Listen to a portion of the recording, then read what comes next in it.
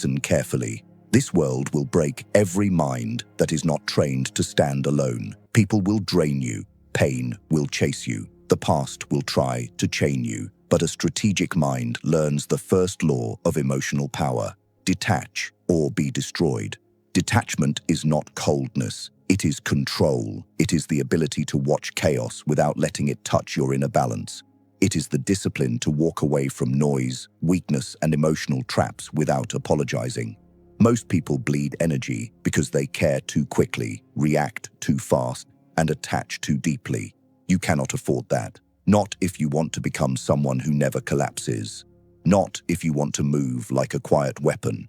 You must harden your mind, sharpen your focus, and treat emotions like tools, never like masters. That is how powerful men rise. That is how kings are forged. So as you listen, repeat this truth silently. I own my emotions. They do not own me. Comment it below to burn it into your mind. This is Machiavellian mode. And today, you learn how to detach from people, pain, and the past, and build a mind that never breaks. Number 1. The art of strategic detachment.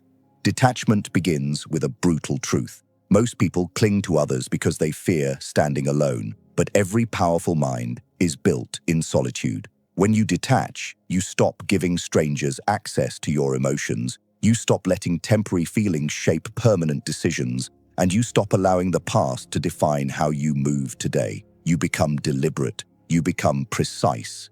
You stop chasing validation and start studying behavior like a strategist, not a victim. Detachment is not about isolating yourself. It is about refusing to drown in the emotions of people who don't carry the consequences of your life. It is about learning to watch someone's actions without taking their words personally. It is about realizing that your peace is worth more than connection, and your direction is worth more than comfort. When you detach, you regain command of your thoughts, your choices, and your future. You stop reacting, you start deciding, and when the world sees a person who does not break under pressure, who does not beg for attention, who does not collapse when abandoned, they fear you, they respect you, or they try to imitate you. Comment, I choose control to mark your beginning. Number 2, cutting the strings that control you. Every human being walks around tied to invisible strings. Expectations, memories, grudges, guilt, hopes, disappointments, the opinions of people who don't even live their life. These strings pull your emotions, twist your decisions, and weaken your judgment without you even noticing. Machiavelli understood one thing clearly. The person who controls your emotions controls your actions, and the person who controls your actions controls your life. That is why detachment isn't just a mindset, it's a form of self-defense. When you cut these strings, you stop being a puppet, you stop being predictable, you stop being easy to manipulate. You become someone who sees the world without distortion, someone who responds with logic instead of emotional impulse, someone who moves with intention instead of desperation. Most people are prisoners of their past pain, always reacting from old wounds, always dragging memories into moments where they don't belong. But a strategic mind refuses to let the past dictate the present.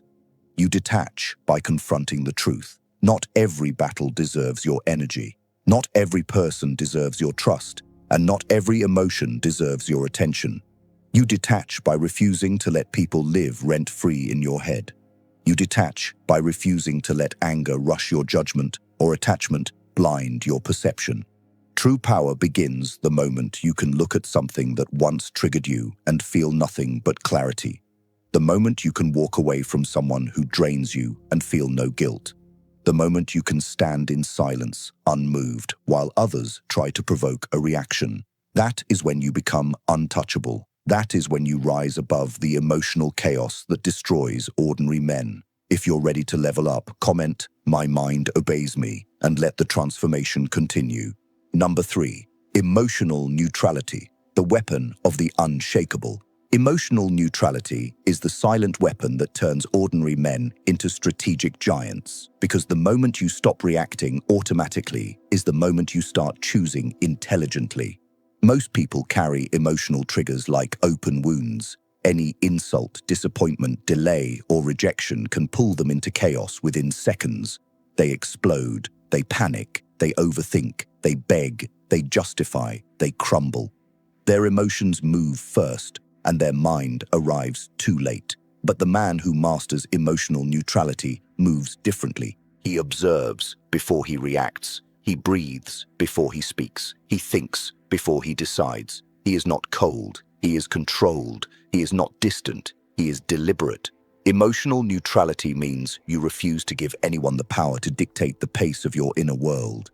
It means you stay calm when others lose control, patient when others get irritated, and strategic when others get emotional. And understand this: your calmness will intimidate people who rely on your reactions to validate their importance. When you stop reacting, their influence dies. When you stop explaining yourself, their confidence collapses. When you stop responding to emotional bait, their ability to manipulate you disappears. Emotional neutrality is not weakness. It is the highest form of emotional intelligence. It gives you the power to outthink, outmaneuver, and outlast anyone who tries to trigger you.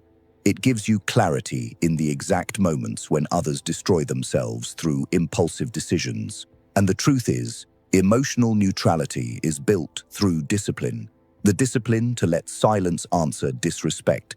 The discipline to let time expose liars. The discipline to let distance reveal true intentions. The discipline to remain still while others desperately try to drag you into their storms. A neutral mind is a dangerous mind because it cannot be provoked into acting against itself. It cannot be rushed. It cannot be guilt-tripped. It cannot be controlled. People will study your face and find nothing. They will test your patience and break before you do. They will try to manipulate you and realize you see straight through them. This is what makes you untouchable. This is what makes you unpredictable. This is what makes you powerful. If you're ready to build this level of inner steel, comment, "Calm is my power," and prepare to step into the next stage. Number 4, detaching from pain.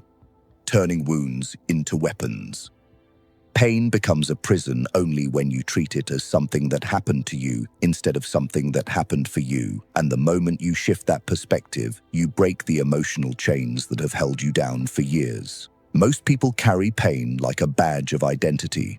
They replay old betrayals, old heartbreaks, old humiliations, old losses, letting those memories shape their confidence, their choices, their boundaries, and worst of all, their self-worth. They let the past speak louder than the present. They let wounds dictate who they become. But a Machiavellian mind refuses to live as a victim of yesterday. It studies pain like data, mines it like information, and transforms it into strategic advantage. Detaching from pain does not mean pretending it never happened. It means refusing to let it steer your life. It means understanding that suffering can build strength, but only if you stop feeding it with attention.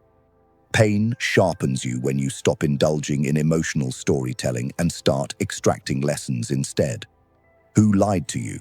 Who underestimated you? Who left you? Who hurt you? Good. File it away as intelligence, not identity.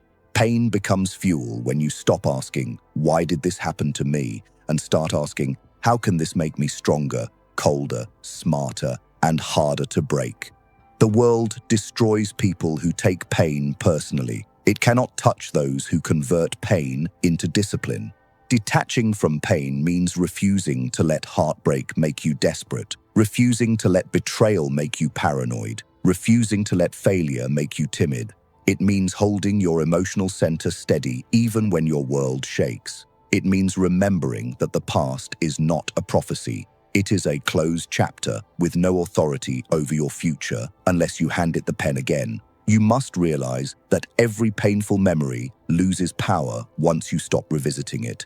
Every wound stops bleeding once you stop picking at it. And every betrayal becomes irrelevant once you stop trying to understand it. You detach by saying, "This happened, it shaped me, but it no longer controls me." You detach by refusing to let someone who is gone still influence the way you think, react, trust, or move. You detach by reminding yourself that every scar on your mind is proof that you survived, not proof that you're broken. Pain becomes a weapon when it no longer blinds you but informs you. A man who can look at his past without flinching, without bitterness, without emotional collapse, is a man who cannot be manipulated through guilt, fear, or memory. That is the type of man who rises, the type who intimidates, the type who stays unshaken no matter what storms return. If you are ready to turn your wounds into strength, comment, "Pain strengthens me," and move forward with a sharper mind. Number 5, detaching from people, reclaiming the power they took from you. Detaching from people is one of the hardest, coldest, and most liberating disciplines a human mind can ever master, because people are the greatest source of both strength and suffering, clarity and confusion, growth and destruction. Most individuals will never understand this truth. They stay attached to the wrong people for too long, hoping loyalty will change someone who has no intention of becoming better, hoping love will fix someone who has no desire to grow, hoping patience will make someone value what they consistently take for granted. They cling to relationships out of fear, not strategy. They tolerate disrespect out of loneliness, not wisdom. They replay old memories to avoid confronting the truth that some people were meant only to be lessons, not lifelong companions. But a Machiavellian mind is not sentimental. It is surgical. It observes people's behavior, not their excuses. It pays attention to patterns, not promises. It measures what someone brings into your life, not what they say they will bring eventually. Detaching from people does not mean you isolate yourself. It means you refuse to keep giving access to those who have proven they cannot be trusted with your energy, your peace, or your ambition. It means you stop trying to fix people who benefit from staying broken. It means you stop explaining yourself to people committed to misunderstanding you. It means you stop shrinking yourself to make others comfortable. You detach by realizing that loyalty without boundaries becomes self-destruction. You detach by accepting that someone who drains you emotionally is more dangerous than someone who defeats you physically. You detach by understanding that walking away is not a sign of weakness. It is a declaration of self-respect. The truth is, every person in your life is either an asset or a liability, and when you finally evaluate them through that lens, your emotional clarity skyrockets. Some people push you forward with their support and belief. Others hold you back with their envy and fear. Some expand your mind with ideas, discipline, and challenges. Others shrink your world with drama, gossip, and insecurity. And the cold reality is this: many people do not love you. They love the benefits, comfort, validation, or emotional maintenance you provide. Once those benefits disappear, so do they. That is why detachment is power, because when you no longer fear losing someone, no one can manipulate you with their presence or absence. When you no longer rely on someone emotionally, their behavior cannot control your mood. When you no longer expect anything from people, their disappointments cannot wound you. Detaching from people means you choose your circle intentionally, not desperately. You keep those who align with your growth, not those who demand you stay small. You invest in people who invest in themselves, not those who drain others to avoid facing their own emptiness. You give your loyalty to the rare few who have earned it through consistency, integrity, and action, and for everyone else, you remain respectful but distant, cordial but unavailable, kind but unmovable. A person who knows how to detach is dangerous because they cannot be controlled through abandonment, seduced by flattery, guilt-tripped into compliance, or emotionally blackmailed into staying where they no longer belong.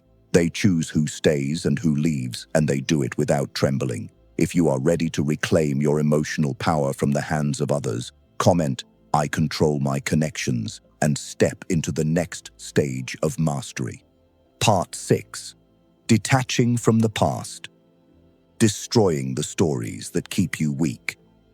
Detaching from the past requires a level of inner precision and ruthless honesty that most people avoid for their entire lives. because it forces you to confront the truth that everything you continue to feel, fear, regret, or cling to from yesterday survives only because you keep feeding it with attention, emotion, and mental repetition. The past is not a living force. It is a memory, a psychological echo, a story you keep retelling until it becomes a cage you mistake for identity. Most people stay trapped in this cage because the familiar pain feels safer than the unfamiliar freedom that comes with letting go. They replay old heartbreaks as if suffering will rewrite the ending. They revisit betrayals as if analyzing them endlessly will produce justice. They carry the guilt of mistakes that no longer exist anywhere except in their mind. They cling to broken identities because they have no vision of who they could become without them. But a Machiavellian mind refuses to worship the past. It studies it, extracts lessons from it, and then buries it without ceremony. Detaching from the past begins with acknowledging that the version of you who lived those moments no longer exists. You have new knowledge, new scars, new strength, and new awareness. So why cling to a story written by someone you've already outgrown? The weak mind stays loyal to pain. The strong mind stays loyal to evolution. You must learn to treat the past like data, not destiny. A lesson, not a definition. A reference, not a ruler. The moment you stop giving emotional meaning to old memories is the moment you stop being controlled by them. The truth is this: your past does not hurt you anymore. Your attachment to the story does. Every time you revisit an old wound, you tear it open again. Every time you replay an old failure, you freeze your present potential. Every time you mourn who you used to be, you abandon who you could become. Detaching from the past means seeing it clearly without emotional fog. That relationship didn't break you. You outgrew someone afraid of growth. That betrayal didn't define you. It revealed who never deserved your loyalty. That failure wasn't the end. It was the necessary friction that sharpened you. That version of yourself you regret wasn't a mistake. It was the foundation on which your future strength is built. But here is the cold truth. You cannot step into power while holding hands with your former weakness. You cannot build a new identity while clinging to the corpse of your old one. You cannot walk forward while staring backward. You detach by refusing to let the past sit in the front seat of your life. You detach by refusing to let nostalgia blind you to the reality of who people actually were, not who you wanted them to be. You detach by refusing to let guilt convince you that you owe something to the person you were before you knew better. You detach by refusing to let regret manipulate your self-worth. And above all, you detach by refusing to let yesterday decide the energy you carry into today. Understand this: no memory has power unless you authorize it. No mistake holds weight unless you reinforce it. No past identity survives unless you breathe life into it. When you stop feeding the past with emotion, it dies, and its death becomes your rebirth. Detaching from the past means stripping it of all emotional authority. You can acknowledge what happened without letting it shape your mood, your decisions, or your worldview. You can remember without reliving. You can reflect without drowning. This is the difference between the powerful and the powerless. The powerless use the past as justification for their stagnation. The powerful use it as fuel for their transformation. A man who is no longer controlled by his past becomes dangerous because he becomes unpredictable. He breaks patterns instead of repeating them, creates new standards instead of staying loyal to old wounds, and chooses who he becomes instead of defaulting to who he once was. That is why detaching from the past is the ultimate psychological evolution. You stop living as the product of what happened to you and start living as the architect of what happens next. And make no mistake, this detachment requires willpower. You will be tempted to revisit old hurts when your mind seeks familiarity. You will be tempted to compare your present to a romanticized version of your past. You will be tempted to slip back into old habits that once felt comfortable. But comfort is the bait that keeps people chained to the lives they should have left years ago. When you detach from the past, you stop mourning chapters that were never meant to follow you into your future.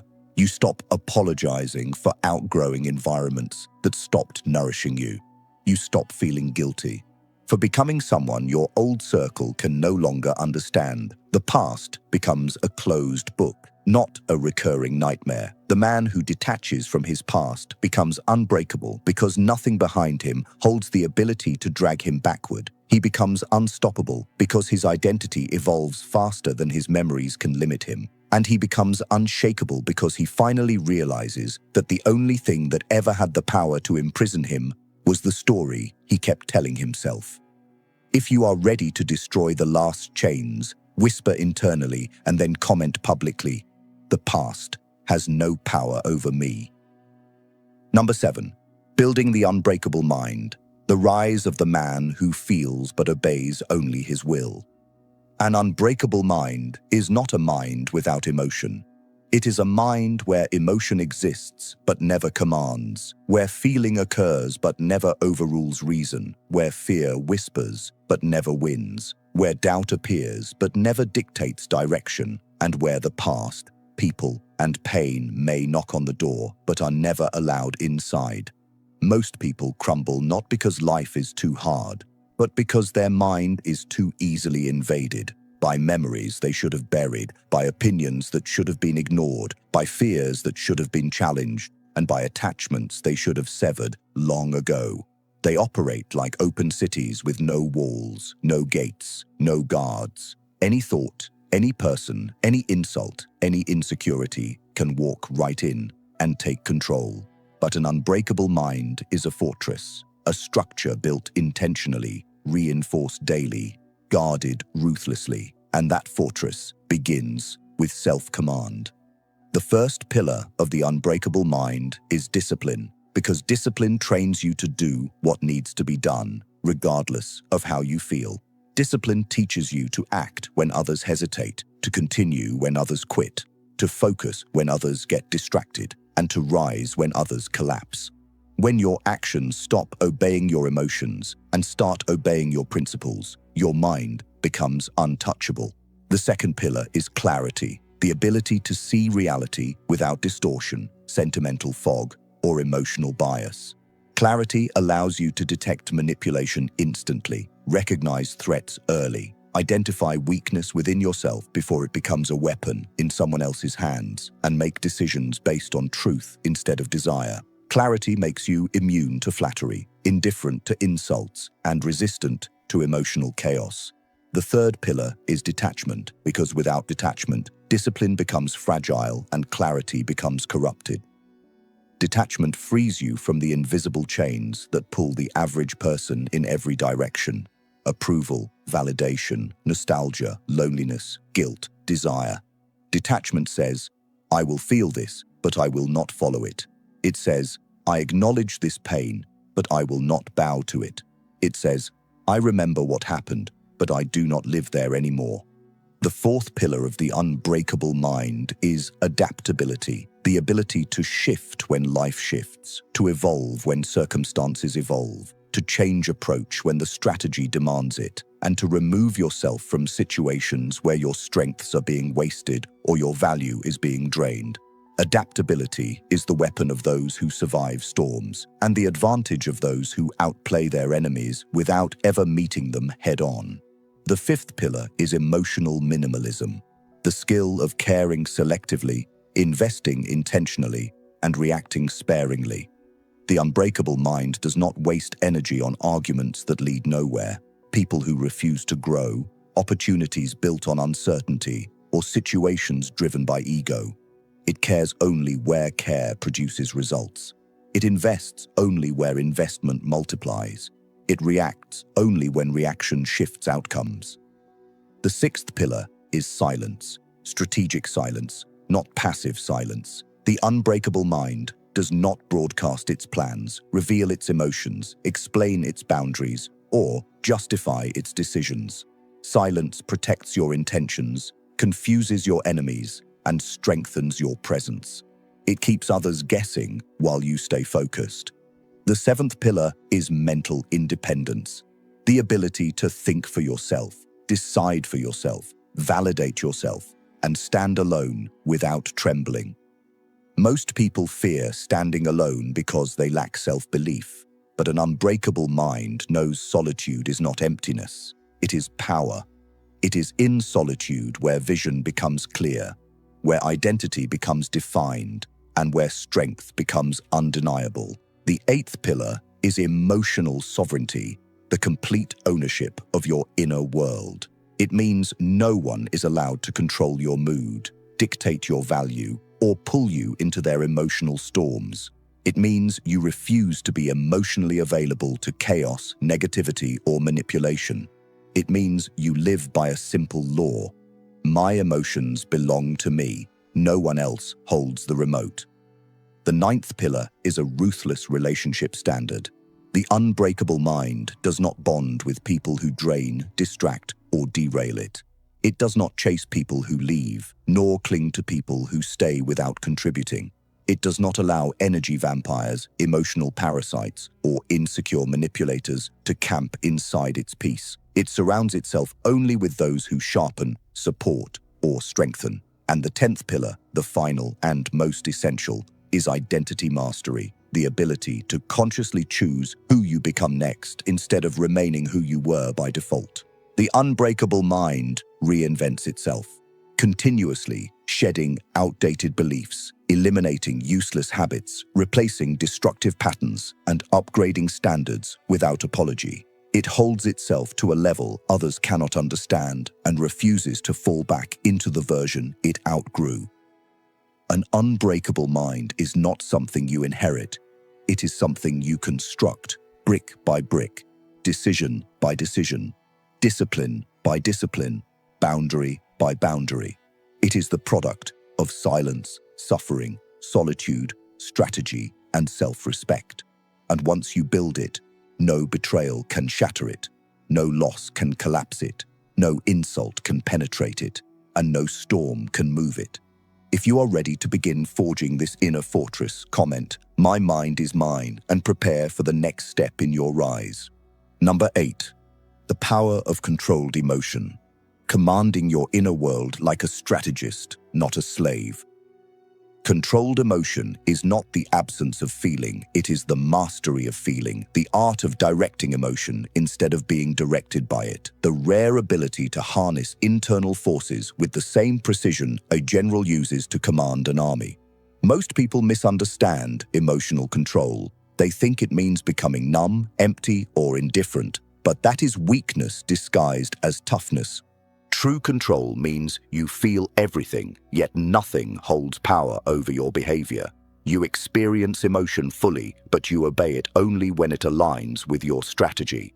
You do not suppress emotion, you subordinate it. You do not run from feeling, you rule over feeling. And this is why controlled emotion becomes one of the greatest weapons of a powerful mind, because every downfall in the human world, betrayal, failure, humiliation, impulsive decisions, broken relationships, lost opportunities can be traced back to an uncontrolled emotion that burst through the gates and seized the throne for even a moment. Anger that wasn't restrained, fear that wasn't confronted, love that wasn't questioned, sadness that wasn't understood, ego that wasn't humbled, desire that wasn't examined. Every emotional collapse comes from surrendering the crown to a moment that never deserved it. But the man who learns to command his emotions becomes untouchable because he becomes unpredictable. He does not react in ways his enemies expect. He does not break in ways his past once dictated. He does not collapse under pressure the way the average mind does. To control emotion is to control behavior, and to control behavior is to control destiny. The first step to emotional control is awareness, noticing the feeling the moment it rises, catching it before it hijacks your mind, recognizing its intention, its origin, its trigger. Awareness gives you distance, and distance gives you leverage. Without awareness, emotion rides you. With awareness, you ride emotion. The second step is interpretation, understanding that emotion is not always truth. Emotion is a message, not a command. Fear alerts you, but does not define reality. Anger signals a boundary, but does not decide the response. Sadness tells you something mattered, but does not determine your identity. Desire shows you what you want, but not whether it is wise.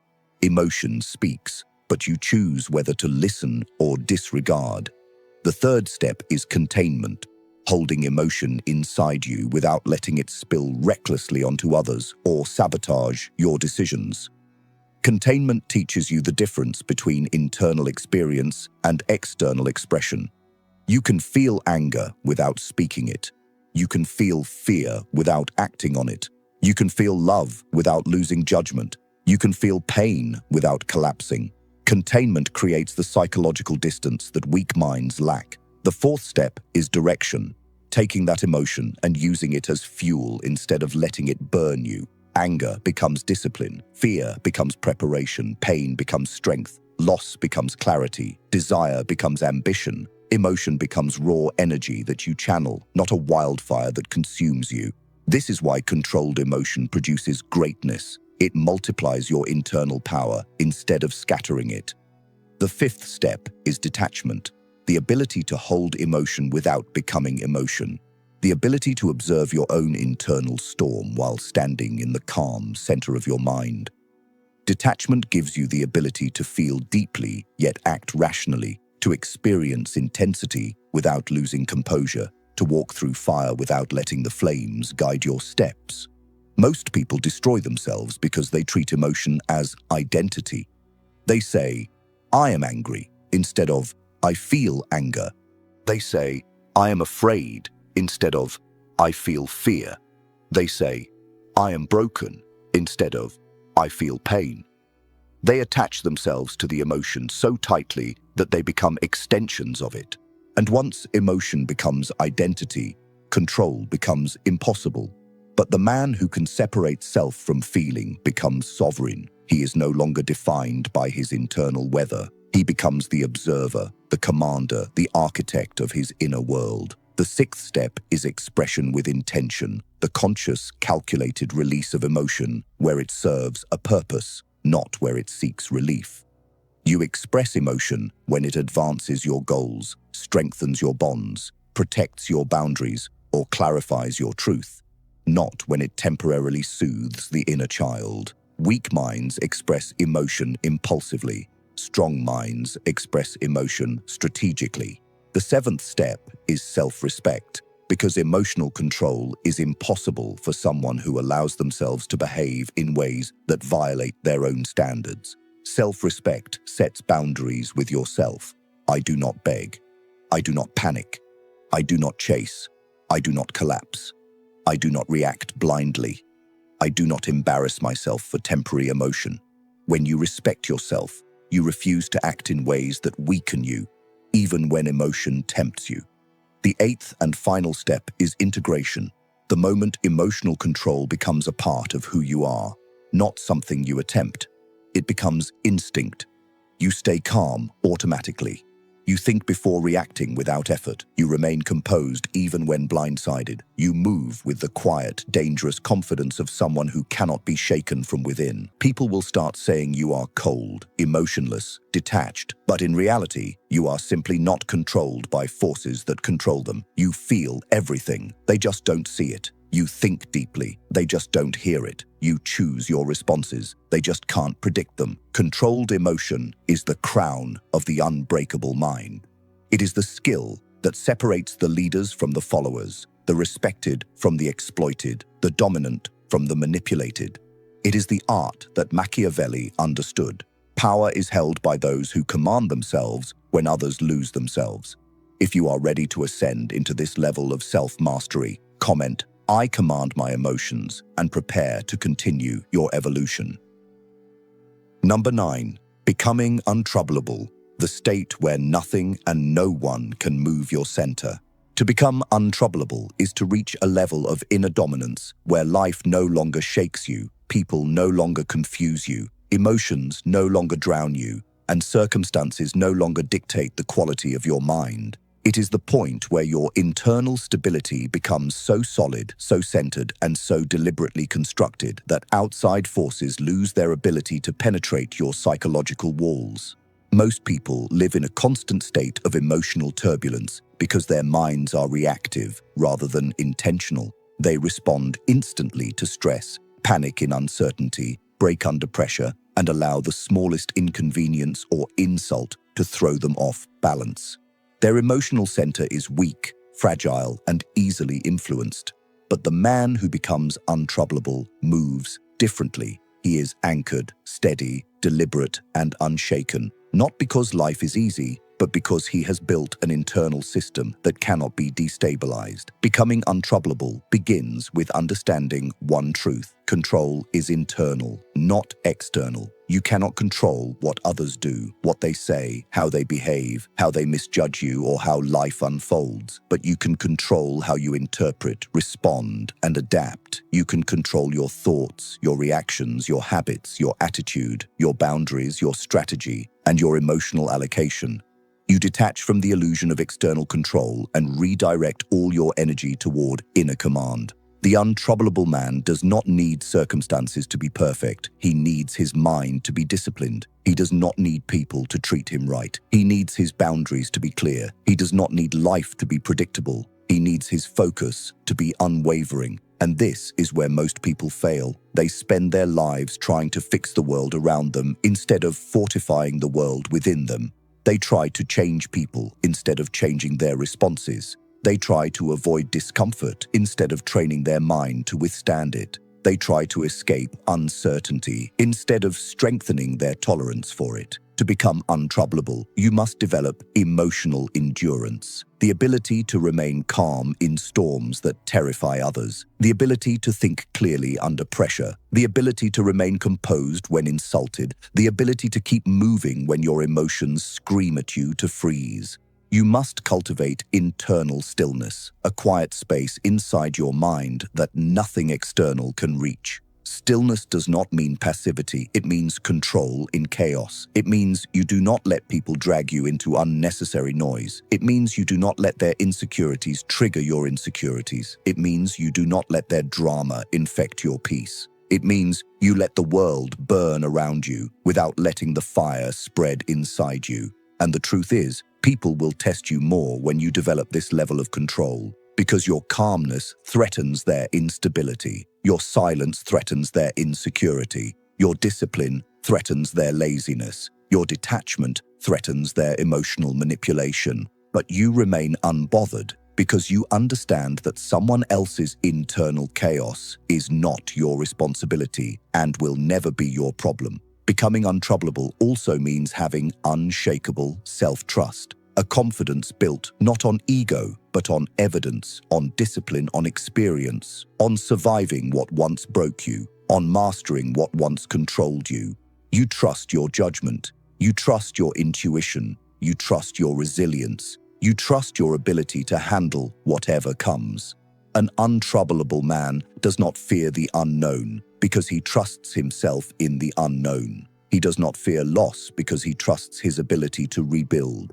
He does not fear rejection because he trusts his own value. And finally, becoming untroublable means mastering detachment from outcomes. You do the work, execute the plan, give your best, and detach from the result. You do not obsess, overthink, replay, or panic. You let life unfold without letting it control your state of mind. This is the highest form of emotional freedom, when nothing external has the power to disturb your inner equilibrium. If you're ready to reach this state, comment "Nothing can shake me" and prepare for the final ascent. Number 10. The final ascent. Living as the one who cannot be broken. Living as someone who cannot be broken means you no longer participate in the emotional games that ordinary people play, nor do you allow yourself to be pulled into the confusion, noise, or instability that dominates their inner world. It means you have risen above reactivity, above ego battles, above impulsive emotion, above the need for validation, above the influence of the past, and above the unpredictable behavior of others. To live unbroken is to live with a mind that has matured beyond chaos, one that has been tested, sharpened, refined, and rebuilt until it stands like a steel tower in a world full of shaking foundations. You become someone who does not collapse when life hits hardest, someone who does not cling when people leave, someone who does not fold when emotions swell, someone who does not lose himself when uncertainty arrives. Instead, you stand calm, centered, and immovable because you have built yourself from the inside out. Living unbroken requires daily vigilance. You protect your peace with boundaries that do not bend. You guide your actions with logic instead of impulse. You maintain perspective even when your emotions try to distort reality. You choose silence where others choose chaos. You choose distance where others choose drama. You choose self-control where others choose self-destruction. And this daily discipline becomes your armor. But make no mistake, living unbroken does not mean you never feel pain. It means pain does not own you. It does not define you. It does not decide your story. Living unbroken does not mean you never face loss. It means loss does not turn you into someone you are not. Living unbroken does not mean you never feel fear. It means fear does not control your direction. The unbreakable mind still feels, but it feels with mastery. It still cares, but it cares selectively. It still trusts, but it trusts wisely. It still loves, but it loves without losing itself. And above all, it still moves forward, always forward, regardless of who stays, who leaves, who doubts, or who betrays. The man who lives unbroken becomes a force, silent, steady, self-directed, and impossible to manipulate. He becomes someone others study but cannot understand because they see his composure, but not the battles he fought to earn it. They see his detachment, but not the pain he overcame to learn it. They see his confidence, but not the scars that strengthened it. And this is your final transformation. You have detached from people, pain, and the past. You have built neutrality, control, self-command, and unshakable discipline. You have stepped into a state where your inner world belongs only to you. If you are ready to live as the one who cannot be broken, comment, "I rise above all." And remember, like, subscribe, and turn on notifications to continue your evolution inside Machiavellian mode.